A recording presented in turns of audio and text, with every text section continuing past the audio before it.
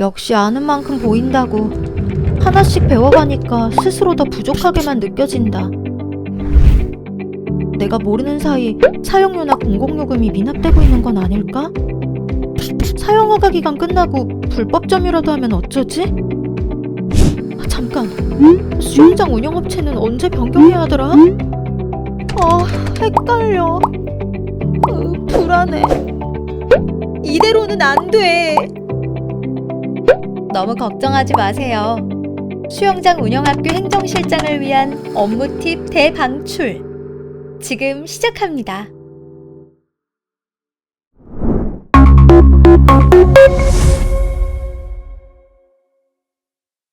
수영장 운영업체는 사용허가 기간 만료 또는 사용허가 취소로 인해 변경됩니다.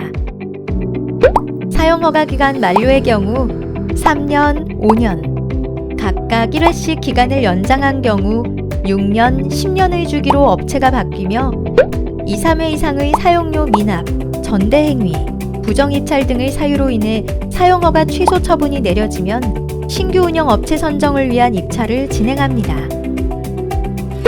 업체 교체 주기는 사용허가 기간에 따라 통상 3년 또는 5년인데 갱신하는 경우를 고려하면 최단 1년부터 최장 10년까지 가능합니다.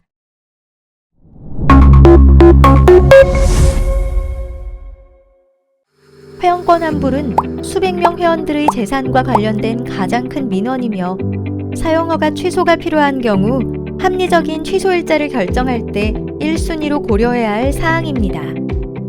원칙적으로 회원권 환불은 업체와 회원 간 사적인 계약 관계로 회원권 환불 의무는 업체에 있습니다. 그러나 대다수의 회원들은 학교 이름이 명시된 스포츠센터 이름을 믿고 수영장을 다녔기에 국민신문고 민원, 행정사무 감사 등을 통해 지속적으로 문제를 제기할 가능성이 있습니다. 학교가 회원권 환불 문제 해결을 하기 위해서는 우선 회원권 환불에 대비한 보증보험에 가입되어 있는지 확인한 후 가입 금액과 기간을 따져봅니다.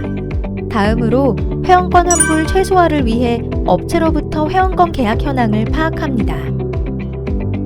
예를 들어 회원권 가입 현황이 6개월 이내 85%, 6개월 이후 15%라면 어떨까요? 6개월 후에 사용허가를 취소하면 남은 15%의 회원에 대해서만 환불을 진행하면 되니까 보증보험 금액 이내로 맞출 수 있겠죠? 이때 회원권 환불 명단, 환불 기간과 금액에 대해 여러 차례 검증을 해도 오류가 생길 수 있는데요. 학교가 회원권 환불 문제를 해결하기 위해서는 업체의 협조가 필수적입니다. 보증회사로부터 보험금 수령 이후 발생한 누락, 금액 오류에 대해서는 회원이 업체 대표에게 직접 연락할 수 있도록 안내합니다.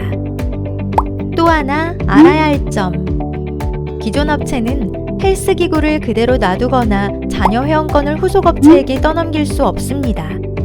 학교에서 전후 운영업체 간 권리금 인정 등의 협약서를 받지 않기 때문인데요. 기존 업체는 후속업체가 들어오기 전에 업체 소유의 헬스기구를 철거하고 회원권 환불을 전액 완료해야 합니다. 그럼 학교에서 회원권 환불 민원을 예방하기 위해 할 일을 정리해 볼까요? 첫째, 계약은 사용허가 종료 6개월 전부터 월 단위로만 진행하도록 안내합니다. 둘째, 사용허가 기간 만료 전 반드시 업체에 회원권 환불을 받아야 한다는 공지를 제작하여 수영장 내외부 출입구와 학교 홈페이지에 게재합니다. 셋째, 회원들에게 회원권 환불은 현재의 업체에게 받아야 하며 후속 업체와 학교는 회원권 환불 의무가 없음을 지속적으로 상기시킵니다. 넷째, 업체에게 환불 관련 기만 행위를 하지 않도록 엄중히 경고합니다. 여기서 기만 행위란 기존 업체가 자신들이 재입찰되거나 아는 업체가 되면 기간을 보증해준다며 회원을 속이는 행위를 말합니다. 또 회원들은 이용요금의 인하를, 업체는 회원권 수입의 증대를 원하기 때문에 3개월 또는 6개월 단위의 계약을 선호하며 월 단위 계약이 이루어지기는 현실적으로 어렵습니다. 따라서 더더욱 회원들에게 사용허가 기간 만료 전 현재 업체로부터 회원권 환불을 받도록 알려야 합니다.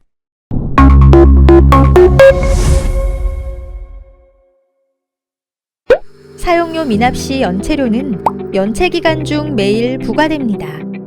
1회당 15일 이내 3회 이상, 총 3개월 기간 이내 독촉하며 그 이후부터는 1년에 1회 이상 독촉합니다. 이때 요율 등을 주의해서 계산합니다.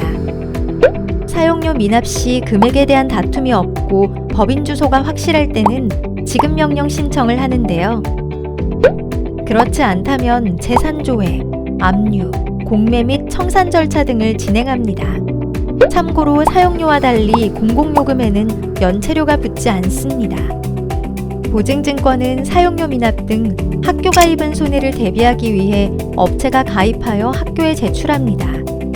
보험사고가 있은 날로부터 3년 이내 청구가 가능하므로 보증증권이 보장하는 내역과 기간을 잘 살펴서 기한 내 청구하는 것이 중요합니다. 만약 보증보험회사에서 소명서를 요청하는 경우 보험금 지급 요건에 대한 쟁점 사항들을 잘 소명해야 최종적으로 미납보험금을 지급받을 수 있습니다. 공공요금 중 전기요금과 가스요금은 업체 측에 직접 고지서가 발급되고 자체적으로 납부하지만 수도요금의 경우는 2개월마다 업체가 사용한 수도량을 계량하여 비율에 따라 업체 측이 수도요금 납부 요청을 하고 학교 회계로 징수합니다. 전기와 가스는 업체가 직접 납부하기에 사용허가 기간 만료 전에 미납 여부를 확인하고 연체가 되지 않도록 관리해야 합니다. 또한 도시가스업체나 한전에서 편의를 위해 학교에 미납 공공요금을 대신 내고 업체 구상권 청구하라고 하거나 사용업체가 한전 등에서 연대보증을 요청했다며 직인날인을 요구해도 이를 승낙해서는 안 된다는 점 기억해 주세요. 장기적으로는 수도에 대해서도 학교와 센터 분리징수를 위한 공사가 필요합니다.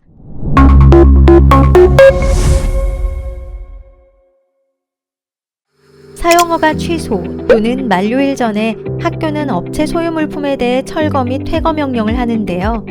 만약 업체가 이에 응하지 않는 경우 행정 대집행 절차를 진행하여 잔존 물건을 처리합니다.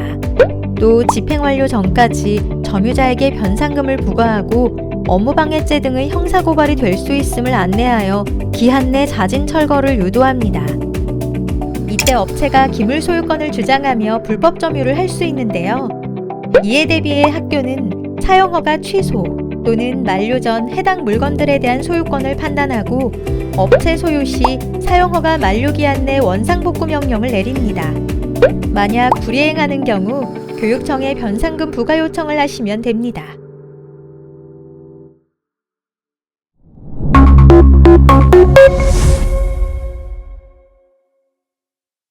그럼 업체 소유 물품 처리와 관련된 사례 연구를 살펴보면서 정리해 볼까요?